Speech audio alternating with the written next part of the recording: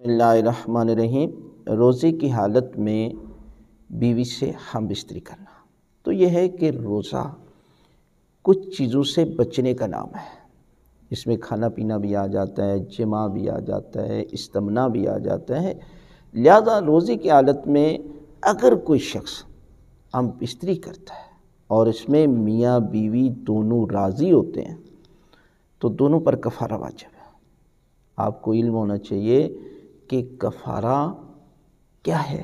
کفارہ یہ ہے کہ ایک روزے کے بدلے آپ نے 60 روزے رکھنے ہیں، اور وہ بھی 31 لگاتار۔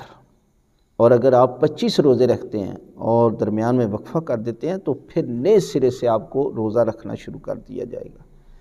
اس قدر سخت سزا ہے۔ لہذا روزے کی حالت میں خواہشات کو کنٹرول کرے۔ روزہ ہے ہی خواہشات کو کنٹرول کرنے کا نام۔ یعنی انسان کب شیطان بن جاتا ہے، کب انسان جانور بن جاتا ہے کہ جب وہ اپنی خواہشات کو کنٹرول نہیں کرتا، اور روزہ خواہشات کو کنٹرول کرنے کا نام ہے۔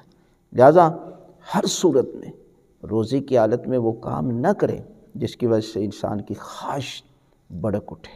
لہذا میاں بیوی ایک دوسرے کا عظیم رشتہ ہے، وہ کہ جو حلال ہے، لیکن روزے کی حالت میں ایسا کام کرنا حرام ہو جاتا ہے۔